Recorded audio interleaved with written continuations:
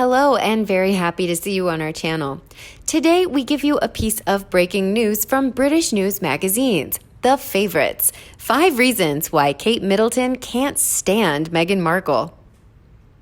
Every time the two most famous sisters-in-law in the world appear together, the great doubt of gossip reopens. Do Meghan and Kate hate each other? Here we explain why Kate might not be right to hold it. Sweet Katie with her line and that waistline that only she and Disney cartoons can show off. Won't she be a kind of evil queen under her hat, as some of her expressions captured by the frames might suggest? Judge for yourself from the photos here, but in the royal gossip, it was from the time of Lady Di that gossip was unleashed like this. But that's between the wives of the two princes. There's little antipathy or simple indifference.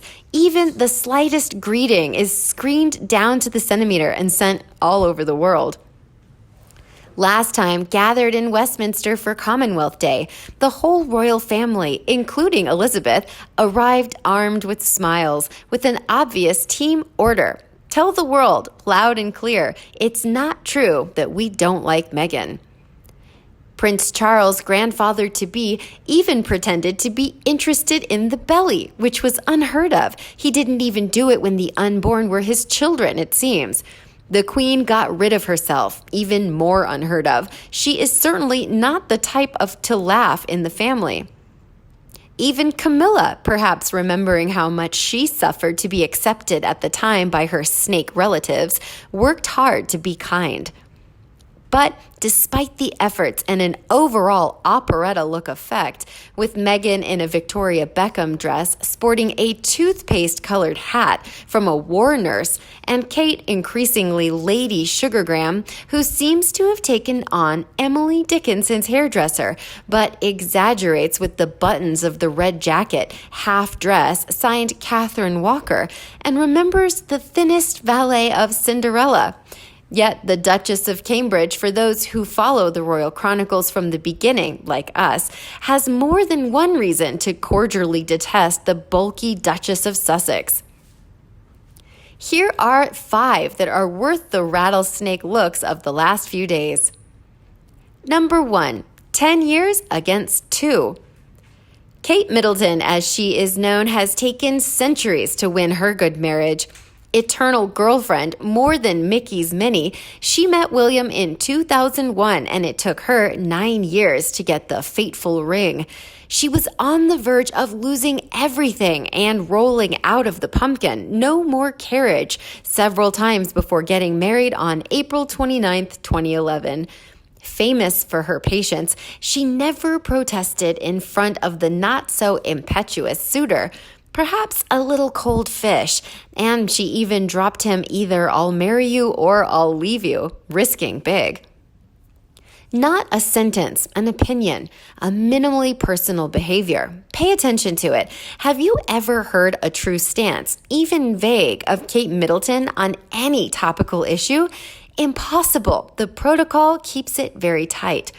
Then comes Meghan, who knew Harry in the summer of 2016 and in less than 2 years arrived in Windsor with her tiara over her unkempt hair. The dress actually lacks a bit on the front, but the whole world is just in a jujube soup. Desire for love? Okay, but Kate, to whom the dress was perfect as designed, now 3 children later and more than accepted, risks willy-nilly to find herself united with her sister-in-law, who is revealing a taste for excess and worrying exaggeration. Number 2, the second genetic effect. Kate and Meghan is wrong. Kate is the expense. Different, but both commoners, not from the environment. If Meghan stands out, Kate will also pay the price for that effect. It doesn't matter if the second child disobeys. The mother will always blame the first, or the maximum to both. Kate therefore risks ending up in the cauldron. With her recent baby shower, the baby shower in New York with her friends, and its embarrassing $400,000 cost, Meghan specified that she paid for the private plane. Apparently, this isn't correct either. Amal Clooney would have offered. But it was not enough. Frequent trips, but also hyper-signed looks make all the effort of Kate in vain to show always and everywhere in the world that she wears only English, high and low. Also Topshop, Zara, and ready to wear when needed. Number 3, the coolest brother. William aesthetically is a careful purchase. Okay, as a child, William of England was wonderful, identical to his mother, Lady Diana, for her smile and manner. That's why Kate had a poster in her bedroom with her face on it, and she swore to herself that one day she would have him. Harry, on the other hand, was cute and nice, only that over the long course, William proves to be aesthetically very risky, unwary purchase, and physically very serious despite his not-so-serious 36 years.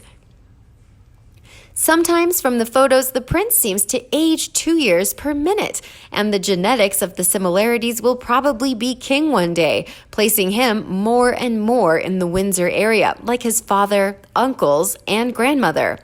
To adapt, Kate took on a look a bit Emily Dickinson, with large buns on her head reminiscent of Queen Victoria.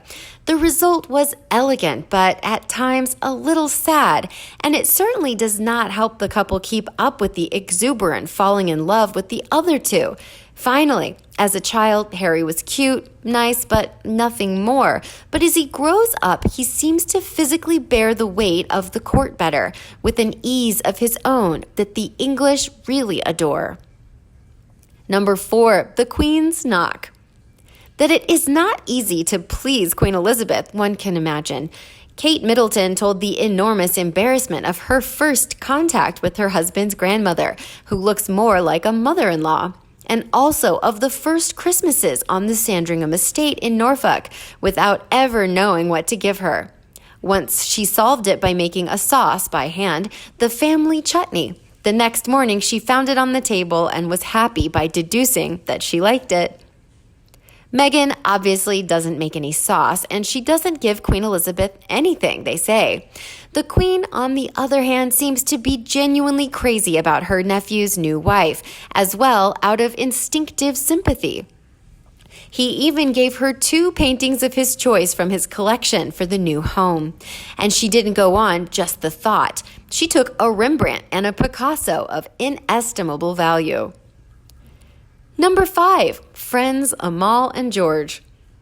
The friendship between Meghan and Amal Clooney and between Harry and George Clooney is increasingly evident.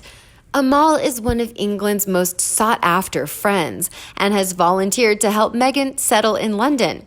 Guests of honor already at the wedding, and now closer than ever to the couple, who also invited Laglio. The Clooneys intervened in defense of Meghan from gossip.